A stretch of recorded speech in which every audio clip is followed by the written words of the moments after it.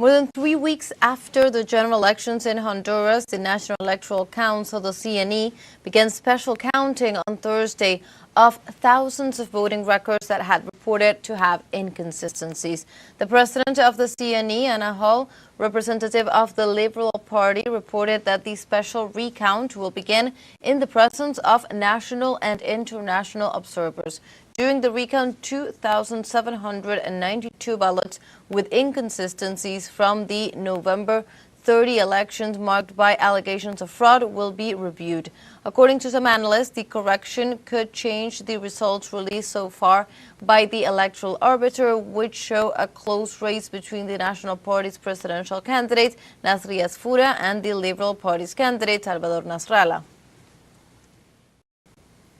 In this scenario, the analysis of the results revealed technical inconsistencies that call into question the integrity of the process. According to official data, the total of the three major parties barely reaches 91.49%, leaving an inexplicable statistical gap in the final count.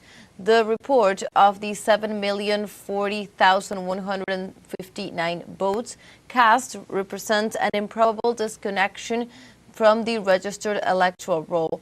These discrepancies, both in the percentages and in the numbers of votes, go beyond human error and suggest either a critical failure in the computer systems or deliberate manipulation of the database.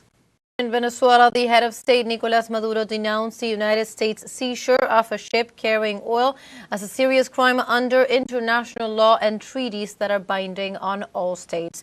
During his speech, the president recalled that the 1958 international agreements against piracy, as well as the subsequent treaties of 1982, classified the armed assault of a ship carrying any goods as a serious crime that must be condemned by the international community.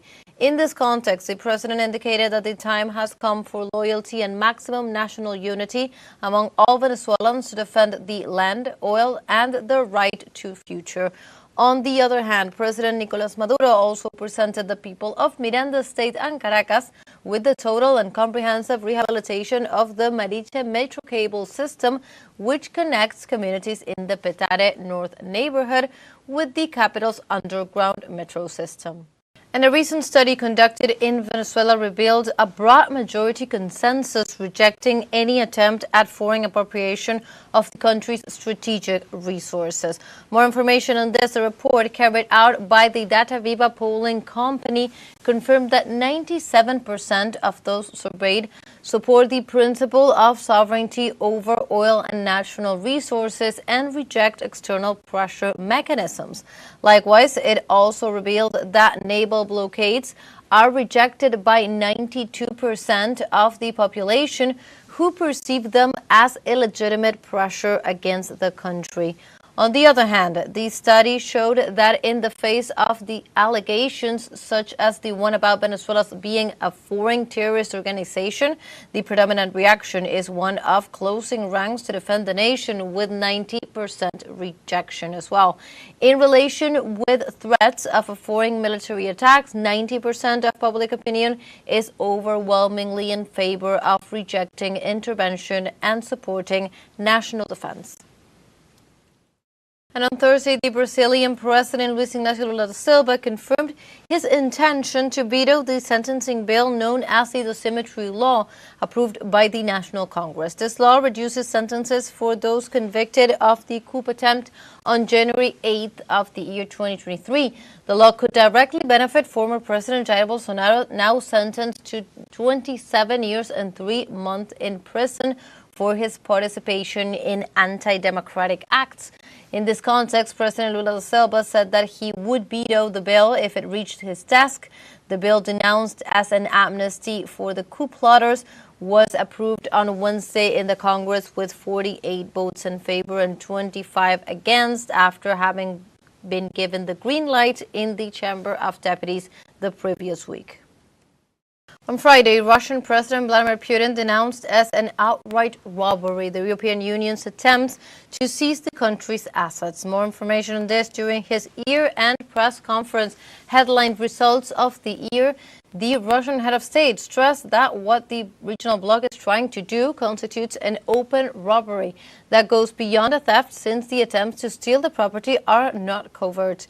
In this regard, Putin also warned that the seizure would undermine trust in the Eurozone, since many other countries also keep their gold and currency reserves in the continent. Let's recall that the European Union has been debating tapping Russian central bank funds that are estimated around $246 billion as part of what they are calling a reparations loan to Ukraine, an idea that has faced mounting resistance from several member states, which argue that the move risks undermining the bloc's legal foundations.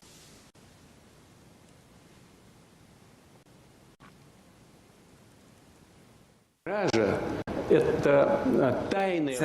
is the hidden seizure of property, but in this case, they are trying to do it openly. That's a robbery. That's a robbery. But why can they carry out this robbery? Because the consequences could be severe for the robbers. More than 3 weeks after the general elections in Honduras, the National Electoral Council, the CNE, began special counting on Thursday of thousands of voting records that had reported to have inconsistencies.